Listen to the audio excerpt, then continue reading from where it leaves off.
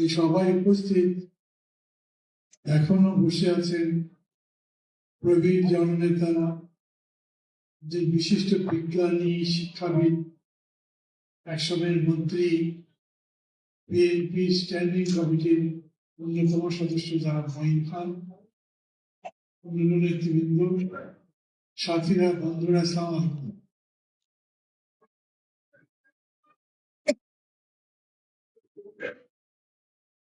আমাদের বয়স 14 আর বাংলাদেশের বয়স 55। দুটোর মধ্যে খুব কোনো মিল নাই, কিন্তু 14 বছরে নাগরিক ঐক্য যে চেষ্টা করেছে, নাগরিক ঐক্যের আগে যে সমস্ত দল ছিল 55 বছর ধরে, আমি মনে করি কম বেশি সেই চেষ্টা করেছে। তারপরে এখন কি অবস্থা, আজকে বাংলাদেশের বাস্তবতা কি? আমি প্রথমে আপনাদের ধন্যবাদ জানাই, কষ্ট করে এতক্ষণ ধরে বসে আছেন, এতক্ষণ ধরে বিশেষ করে নেতারা আছেন, তারা নিজেরা নিজেদের কথা শুনেছেন, এখন আমার কথা শুনছেন, নাগরিক ঐক্যের ইতিহাসের সঙ্গে পরিচিত হয়েছেন। জন্মের সময় আমাদের স্লোগান ছিল, প্রথম বছরের প্রতিষ্ঠা বার্ষিকীতে আমি যে পোস্টার ছাপিয়েছিলাম তার মধ্যে লেখা ছিল, দুই নেত্রীর হাতে দেশ নিরাপদ নয়, তৃতীয় রাজনৈতিক শক্তি গড়ে তোলার এখনই সময়। মুজিবুর রহমান মঞ্জু একটু আগে চলে গেছে, উনি বক্তৃতা করবার সময় এই কথাগুলো বলেছিলেন। আমি প্রথমে আপনাদের বলি, এখন পর্যন্ত আমি মনে করি আমাদের প্রথম প্রতিষ্ঠা বার্ষিকী স্লোগান ঠিক ছিল। তবে এখন সেই পোস্টার কি ছাপানো যাবে? এক নেত্রী নাই, গত হয়েছে, আর এক নেত্রী নাই, দেশে নাই, বিদেশে চলে গেছে, নেত্রীর নামে পোস্টার হবে না। কিন্তু এই যে এতগুলো বছর ধরে সংগ্রাম হলো, লড়াই করলো জনগণ, লক্ষ্য কি? মাঝে মাঝে দেখেন না বিভিন্ন চেতনার কথা হয়, মুক্তিযুদ্ধের চেতনা খুবই মহান একটা জিনিস। আচ্ছা, মুক্তিযুদ্ধের চেতনার সাথে 21-এর চেতনার পার্থক্য কি? 21 ভাষার জন্য লড়েছিল, কিন্তু বদরুদ্দিন উমরের বই পড়েন, ওই সময় আরো যারা যারা লিখেছে আন্দোলনের উপরে, ভাষা আন্দোলনের উপরে, তাদের বই পড়েন, তারা বলবেন কৃষক শ্রমিক সাধারণ মানুষ এই আন্দোলনে যে এসেছিল তারা তো বাংলায় কথা বলতে কে তাদের আটকাত নেই, তবু তারা লড়াই করেছে, কারণ তারা তাদের মুক্তি চায়। এরশাদের বিরুদ্ধে যে আমরা আন্দোলন করলাম, তখন আমাদের চেতনা কি ছিল? আর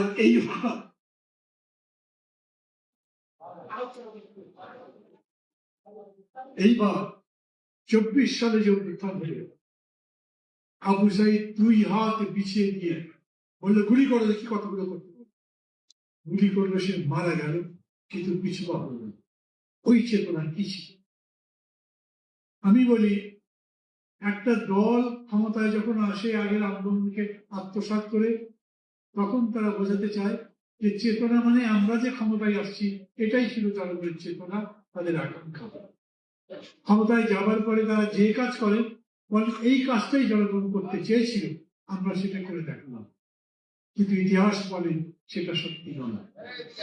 সমস্ত মানুষেরই একটাই আকাঙ্ক্ষা থাকে, একটা সুন্দর জীবন গড়া, অন্ন, বস্ত্র, শিক্ষা, চিকিৎসা, বসতিতে গ্যারান্টি থাক, ভালো মতো খেয়ে পরে বাঁচি, মানুষ আমাকে সম্মান করুক, অসম্মান না করুক, আমি অন্যের কাছে হেও না হই, নিজের একটা থাকবার ঘর থাক, আমার ছেলেদের লেখাপড়ার ব্যবস্থা হোক, আমার অসুখের চিকিৎসার বন্দোবস্ত থাক।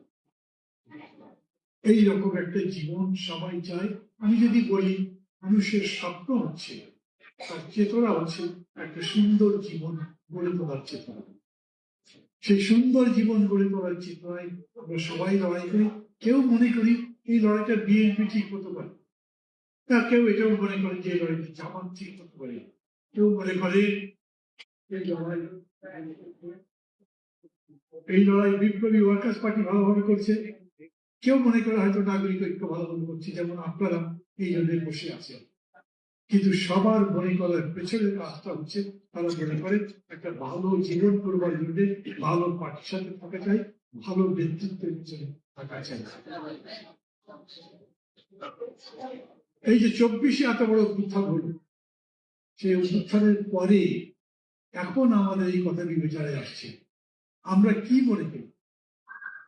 মঞ্জু বললেন আমার কথা, মান্না ভাইয়ের নেতৃত্বে আবার চাই জামাত বিএনপি বাদ দিয়ে একটা বিকল্প শক্তি গড়ে তোলা হবে। কি মনে করেন আপনারা, তোলা যায়? এটাই ঠিক। আচ্ছা, যদি এরকম হয় 6 মাস পরে একটা ভোট দেওয়া হলো, বিএনপিও দাঁড়ালো তার জোট দিয়ে, ভোট অবশ্য বিএনপি এখন নাই, জামাত দাঁড়ালো তার জোট দিয়ে, আর আমরা যারা যারা পারি তারা জোট করে তৃতীয় একটা শক্তি ভোটে দাঁড়ালো। কে জিতবে? জিতবেন? হাততালি মানে ভোট না, ভোট মানে ভোট। হাততালি দিলে জিতে যাবেন। মানুষ যাতে ভোট দেয় সেই রকম করে মানুষের আকাঙ্ক্ষা নিয়ে আমাদেরকে এগোতে হবে। এই যে 4 মাস ধরে সরকারটা ক্ষমতায় আছে, এই সরকারকে মানুষ 2 হাতে ভোট দিয়েছে না? আচ্ছা, 2 মাস পরে যদি ভোট দেন, এই ভোট কমে কত দূর হতে পারে? আবার ক্ষমতায় যাবে না তারা? পারবে না? 2 মাস পরে ভোটের দাবি তুলি, লোকে পাগল বলবে না তো? এত বড় অভ্যুত্থানের পরে বিএনপি তার পার্টি অফিসের সামনে সভা করে দাবি তুলেছিল 3 মাসের মধ্যে ভোট দেওয়া হোক। সবাই বিএনপির সমালোচনা করেছিল তখন। আর 4 মাস যায় নাই, বলবেন 2 মাস পরে ভোট দেন, লোকে পাগল বলবে, আপনাদেরকে পছন্দ করবে না। মানুষের সাথে চলেন, মানুষের আকাঙ্ক্ষার সাথে বেশে, তার সাথে তার জীবনের সাথে মিশে সামনের দিকে যাওয়ার পরিকল্পনা করেন, তারপরে রাজনীতির পরিকল্পনা দেন। ভোট হবে 5 বছর পরে। এই 5 বছরের মধ্যে বড় কোনো অভ্যুত্থান হবে যাতে সরকার বদলে যাবে? 71-এর মতো, 60-62-র মতো, এরশাদ বিরোধী আন্দোলনের মতো, কিংবা 24-এর মতো অত বড় অভ্যুত্থান হবে যে এই অভ্যুত্থান এই বিএনপি সরকারকে গদি থেকে নামিয়ে দেবে? জানি না, হতেও পারে, কিন্তু আপাতত তো দেখা যাচ্ছে না। আপাতত সংসদের মধ্যে মঈন ভাই আর রফিকুল ইসলাম খান এক। খারাপ কথা বললাম? এই বক্তৃতায় রফিকুল ইসলাম খান খুবই কড়া বক্তৃতা করেছেন না বিএনপির বিরুদ্ধে, কিন্তু যখন রুবিন ফারহানা বলল আমেরিকার সাথে যে বাণিজ্য চুক্তি করা হয়েছে তার আলোচনায় সংসদের মধ্যে তোলা হোক, স্পিকার বললেন নোটিশ দেন। নোটিশ দিতে 4 জন সদস্যের সই লাগে, 4 জন সদস্য তিনি খুঁজে পাননি জামাত বিএনপি এনসিপির মধ্যে, যারা তার এই নোটিশের মধ্যে সই করবে যে আলোচনা করবে। তাহলে সবাই একসাথে না? মানে যখন যখন দরকার তখন একসাথে, আবার যখন যখন ঝগড়া আসে তখন ঝগড়াও হয় নিজেদের মধ্যে। দেশে জিনিসের দাম বেড়েছে না কমেছে? কোন সবজি আছে 100 টাকা কমে? বিদ্যুৎ, পানি, গ্যাস কোনটার দাম বাড়েনি? দেশে আইন শৃঙ্খলা বলে কিছু আছে এখন? গতকাল কুমিল্লার অবস্থা কি ছিল? তার আগের 2 দিন নোয়াখালীর অবস্থা কি ছিল? এই ঢাকা শহরে কি কি হচ্ছে? আচ্ছা, কি করবেন বলেন? পুলিশ যদি কাজ না করে? 23 জুন আওয়ামী লীগের প্রতিষ্ঠা বার্ষিকী, ওই দিন এবং 7 দিন রেড অ্যালার্ট জারি করা হয়েছিল। কেন? আপনারা লাল টিভি করে চলে আসছেন, আর পুলিশ রেড অ্যালার্ট দিয়ে দিয়েছে। রেড অ্যালার্ট কেন? মানে ভয়াবহ বিপদ হতে পারে, তাই তো? কোনো বিপদ হয়েছে? তাহলে দিল কেন? আবার আর্মি নামালো কেন? কারণ পুলিশ যদি কথা না শোনে, পুলিশ যদি তলে তলে ওদেরকে প্রশ্রয় দেয়, ওদেরকে জায়গা দেয়, ওরা মিছিল করলে যদি কিছু না বলে, অতএব আর্মি নামানো হয়েছে। তার মানে দেশের আইন শৃঙ্খলায় পুলিশের উপরে সরকার পুরো ভরসা করতে পারছে না। সরকারের দোষ? আপনারা পুলিশের উপর ভরসা করেন পুরা? মানুষ ভরসা করে? আরে পুলিশ হলো দেশের আইন শৃঙ্খলা রক্ষার মূল শক্তি। সেই পুলিশের উপরে জনগণও ভরসা করতে পারে না, সরকারও ভরসা করতে পারে। আমাদের দেশের অবস্থা কিন্তু খুব ভালো না। দেশের পরিস্থিতি যথেষ্ট পরিমাণে চিন্তার মতো, কিন্তু এই জন্য সমস্ত দোষ বন্দোবস্ত সরকার করেছে ওই রকম কথাও আমি বলতে চাই না। বললেন না বক্তৃতায় কেউ কেউ মাহমুদ রহমান মান্নাকে খুবই অন্যায় করা হয়েছে তার প্রতি, বিশেষ করে তাকে কোনো কাজে লাগানো হয়নি, এমনকি নমিনেশন একটা দিয়েছিল তাও কেড়ে দিয়েছে। ওদের পার্টি, ওরা যদি আমাকে না দেয় তাকে কি করে দেবো? পার্টি তো নমিনেশন দেবে, বিএনপি তার লোককে ভোট দিয়েছে, আমার কোনো অভিযোগ নাই। আমার বিএনপির বিরুদ্ধে এই জন্য কোনো কথাও নাই। আমার বিএনপি 4 মাসের মধ্যে কি কি করতে পেরেছে, কি কি করতে পারেনি সে নিয়েও কথা নাই, কিন্তু আমার কথা আছে এই 4 মাসের মধ্যে আমি যে আকাশে মেঘের ঘনঘটা দেখছি সেটা কি হলো, কেন জিনিসের দাম কমলো না, কেন এত বড় জাতীয় ঐক্য 4 মাস নয় 2 মাসের মধ্যে ভেঙে গেল। জামাত আর বিএনপির সাথে তারা বহু বছর একসাথে 10 দলীয় 20 দলীয় জোট করেছে না, সেই জোট টিকল না, আলাদা হয়ে গেল। এখন তারা সম্পূর্ণ আলাদা, দল তৈরি করেছে, এনসিপি জামাতের সঙ্গে গেছে। তার মানে বিএনপি যেই সমস্ত কাজগুলো করেছে সেই কাজগুলোর উপর তারা নিজেরা কতখানি ভরসা করতে পারছে। একজন বললেন না বিএনপি তো একাই চলছে, বিএনপি তো একা চলবেই, 212 না 222টা সিট পেয়েছে, এতগুলো আসন যদি একলাই পায় ও আর কাউকে মানুষ মনে করতে পারবে? 2/3 সংসদের মধ্যে আসন পেলেই তিনি মনে করেন আমি শুধু ছেলেকে মেয়ে বানাতে পারি না, মেয়েকে ছেলে বানাতে পারি না, তাহলে যা ইচ্ছা তাই আইন পাশ করতে পারি, আমাকে কে পারে? ভোটের আগে আমি জনাব তারেক রহমানকে বলেছিলাম আপনি ওই ব্যবস্থা করেন যাতে কোন ক্রমে 2/3 ভোটে না যেতে, কারণ আমি দেখতে পাচ্ছি আপনি সেরকম জিততে পারেন, কারণ আর বিরোধী দল তো নাই। তো বিরোধী দল যদি না থাকে লোকে ভোট দেবে কাকে? একটাই তো দল আছে জামাত। এখন যে জায়গায় আসছে সেটা তো জামাতের বিরাট একটা বিজয়। মাত্র 3 মাস 6 মাসে ঘর থেকে বেরোতে পারতো না তারা, তারা ঘর থেকে বেরিয়েই ভিডি ভিডি ভিসি আসলাম, দেখলাম, জয় করলাম, যা দেখলাম তাই জয় করলাম। তার মানে পার্লামেন্টের বিরোধী দলের আসন পর্যন্ত পাকাপোক্ত করলাম।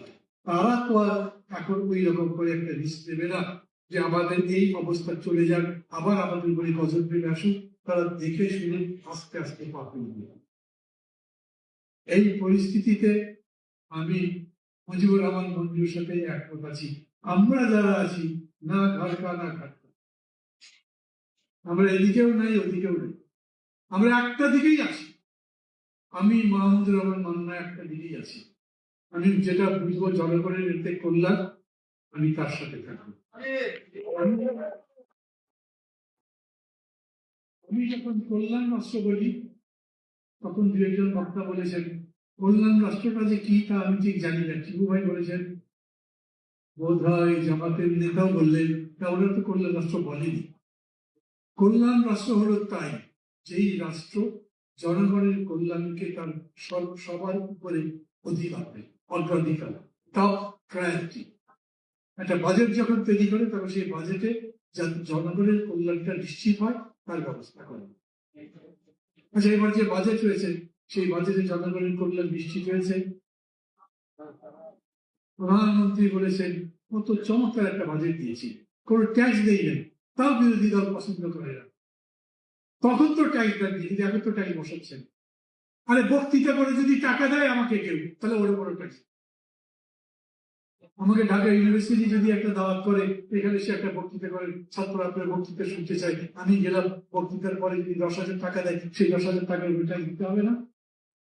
এখন সরকার যে আইন করছে এটা পার হলে সেটা দিতে হবে। টকশো বললে দিতে হবে নাকি এটা বলেনি, কিন্তু মুদির দোকানদারকেও ট্যাক্স দিতে হবে, সবার কাছ থেকে খাজনা নেবে, মানে সরকারের কাছে টাকা নাই। ঠিক তো, সরকারের কাছে যে টাকা নেই সেটা কি সরকারের দোষ? তা তো বলছি না, বলছি আপনার যে টাকা নাই তাহলে বড় কি করতে যাচ্ছেন জানেন? আমি কি খারাপ ভাবে বললাম? আমি বিএনপির বন্ধু হিসেবে বলছি এই বড় লোকের দরকার ছিল না। 9.5 লক্ষ 9.5 লক্ষ কোটি টাকা জোগাড় করতে পারবেন শেষ পর্যন্ত? বাজেট কত হয়েছে এবারে? 9 লক্ষ। 38,000 কোটি টাকা, মানে ধরে 16 লক্ষ, বই আদর করে কম করে বলি। এই 16 লক্ষ কোটি টাকা জোর হবে, তাহলে ধার করে ঘি খাওয়ার দরকার কি? যদি না পারেন, যদি পারেন, তাহলে মাহমুদ রহমান মান্নার সবার এগিয়ে গিয়ে আমির খুরশিদ মোহাম্মদ চৌধুরীর কাছে মাথা নত করে তাকে সালাদ করুন। যদি জোগাড় করতে না পারেন, যদি সেটা জোগাড় করতে গিয়ে জনগণের প্রায় বধূসূদন অবস্থা হয়, যদি তাদের নাবিশ্বাস উঠে যায়, তারা দিতে পারছে না, সেরকম অবস্থায় তাদের উপরে চাপ দেয়, তাহলে বিএনপি খুব তাড়াতাড়ি তাদের জায়গা নিতে। অতএব একজন অর্থনীতিবিদ, আমি নাম বলতে পারি কিন্তু বলছিলাম, তিনি বলেছিলেন ঠিক ছিল সবাইকে ডাক, সব দলগুলোকে, পার্টিকে, জনগণকে, দরকার বক্তৃতা করে বলতেন যে যেই সরকার 15 বছর দেশকে যেভাবে লুটপাট করে রেখেছে, আমাদের কাছে টাকা নাই, আপনার জন্য রাস্তা বাড়াবো, আপনার জন্য ঘর তুলবো, আপনার জন্য স্কুল করবো, আপনার জন্য অনুদান দেবো, সাহায্য করবো, সেই টাকা কোথায়, কিভাবে বাজেট করবো? অতএব এইবার আমি নির্বাচনে আপনাকে যতই প্রতিশ্রুতি দিই, সব প্রতিশ্রুতি রক্ষা করতে পারবো না। আমি বাজেট এত বড় করছি, এত দূর করবো, করা যেত না? শেখ মুজিবুর রহমান স্বাধীনতার পরে জনসভার মধ্যে দাঁড়িয়ে বলেছিলেন 5 বছর, 2 বছর, 3 বছর তোমাদের কিছু দিতে পারবে। মানুষ বিএনপি সমর্থন করেছিল না? বিএনপি যদি এবার বলতো এই বাজেটে তোমাদেরকে কিচ্ছু দিতে পারবো না, মানুষ সমর্থন করতো না? মানুষ যেরকম করে তাদেরকে সমর্থন করেছিল ভোটের মধ্যে, তাদের ওই রকম পথে যাওয়া উচিত ছিল। এই যে বলবার পরে গরিব হয়ে এত ভেবে মনে মনে চিন্তা করছেন, মান্না এত বড় অর্থনীতি শিল্প কবে থেকে? উনি পরিকল্পনা মন্ত্রী ছিলেন, তো উনি আমার থেকে বেশি জানেন।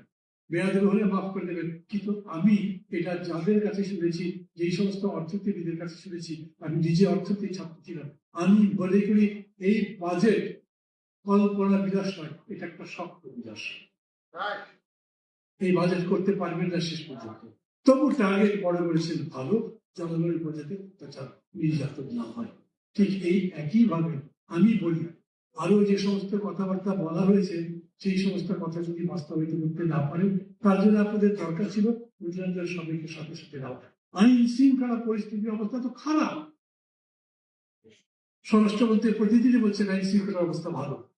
ভালোই যদি হয়, তাহলে ঘরের মধ্যে ঢুকে বা ছেলে মেয়ে সবগুলোকে একসাথে কচু কাটার মতো কেটে দেবে। সারা দেশ জুড়ে কি কি হচ্ছে আমরা দেখছি না?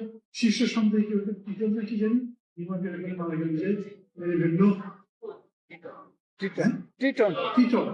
সর্বত্র এই সমস্ত কাহিনী করছে।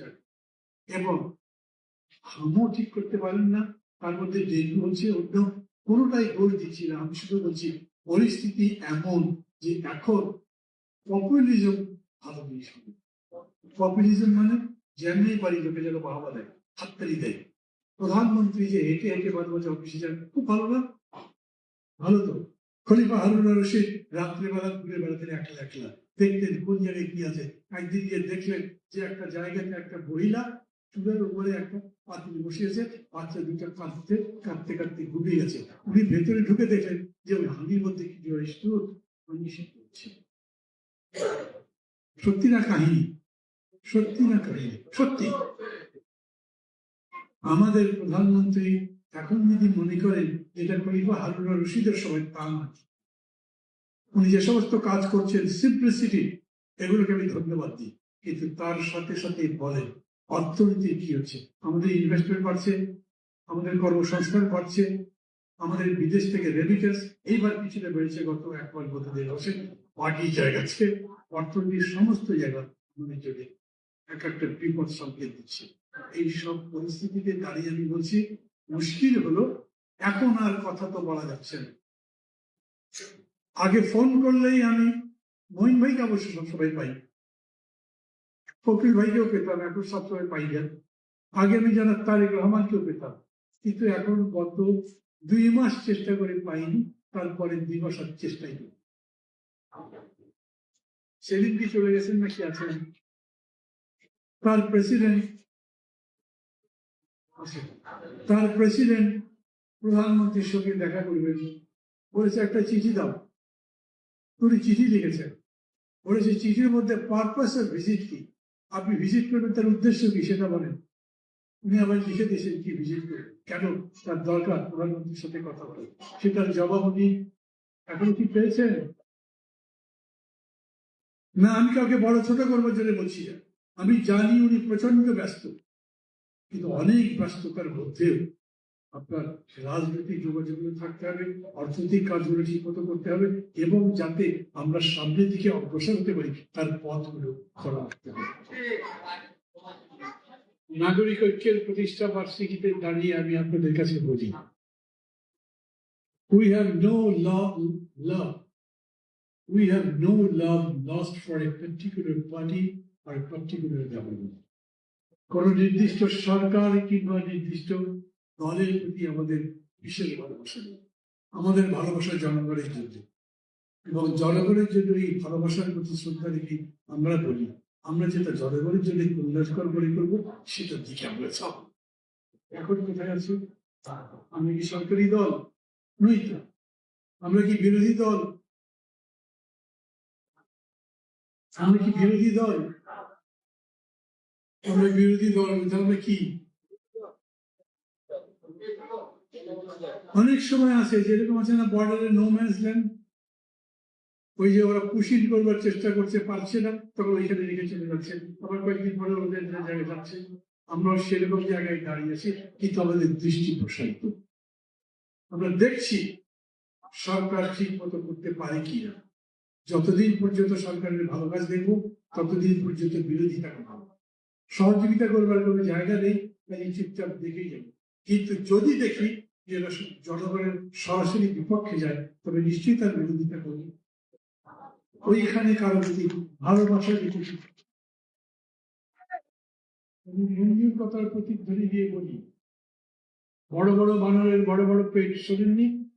ইংরেজিতে বলে বিগ মাঙ্কিজ, বিগ মাঙ্কিজ আর বিগ বেলিস। বড়র পিড়িতেই বালির বল, ক্ষণে হাতে দড়ি ক্ষণে খেতাম। যখন আন্দোলন করতে হয় তবে সবাইকে ডাকে, যখন নির্বাচন করেন তখন পারতপক্ষে টাকায় ঢুকতে দিন।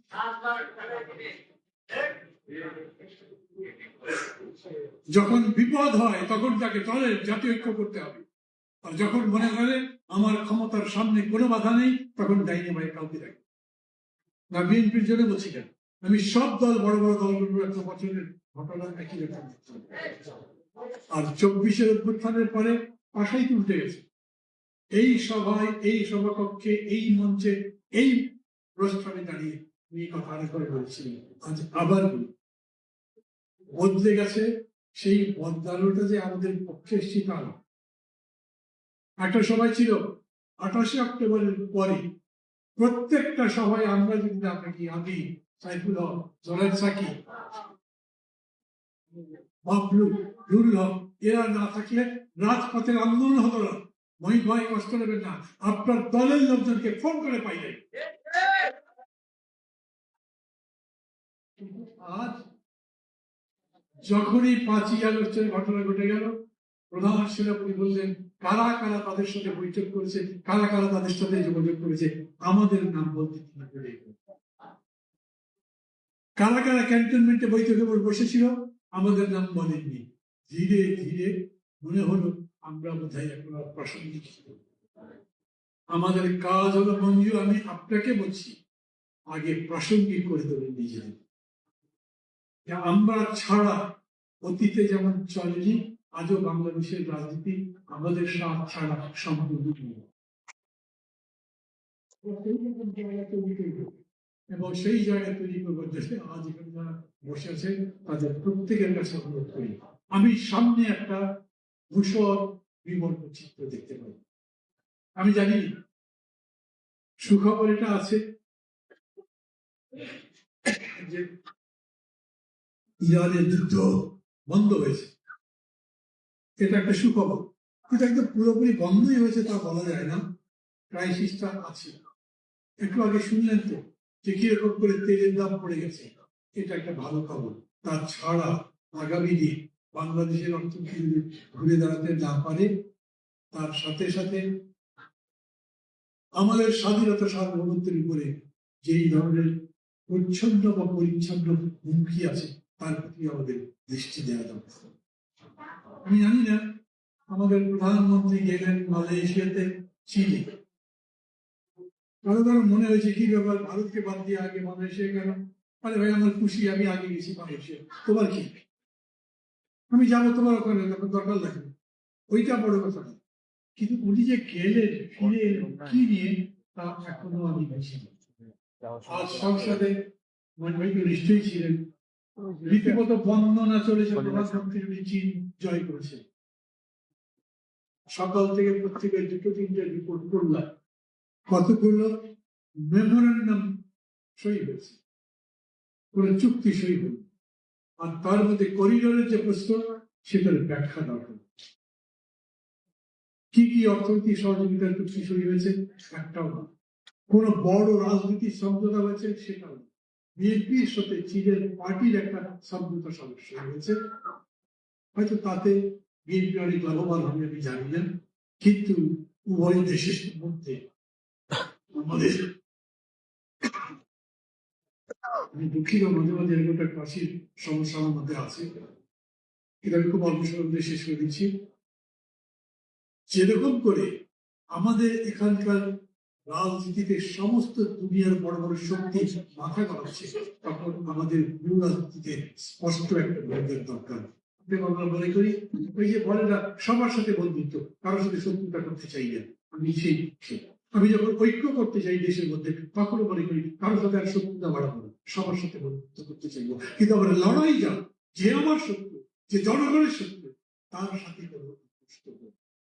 এবং এরই ভিত্তিতে আগামী দিন নিজেদেরকে আবারও পুনর্গঠিত করবো, নিজেদের দল শক্তিশালী করবো।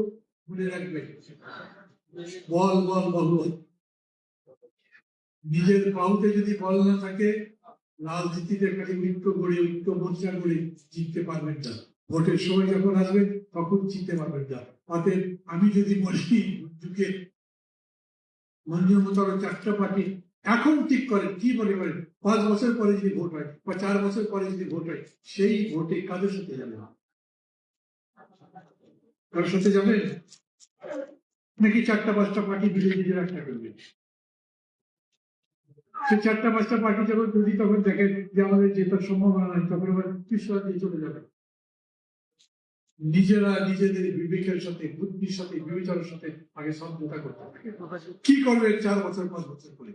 আমি আবার বলি, 5 বছরের মধ্যে বিশাল একটা অভ্যুত্থান যদি আবার হয়, সেই অভ্যুত্থানে যদি বিএনপি সরকারের পতন হয়, আমি সে সম্ভাবনা খুব কম দেখি। তাহলে এক কথা, আর তা যদি না হয়, তাহলে নিয়ম মাফিক যদি ভোট হয়, তাহলে সেই ভোটে নাগরিক ঐক্য কি করবে? সেই ভোটে এবি পার্টি কি করবে? সেই ভোটে বিপ্লবী ওয়ার্কার্স পার্টি কি করবে?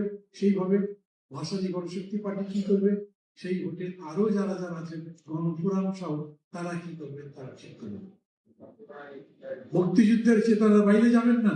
আমি তো বলি মুক্তির চেতনার বাইরে যান, কিন্তু মুক্তিযুদ্ধের চেতনা মানে কি অবিচেতনা? ওরা তো সবচেয়ে বেশি বলেছে, তখন তাদের তরে হারিয়ে যাবো নাকি?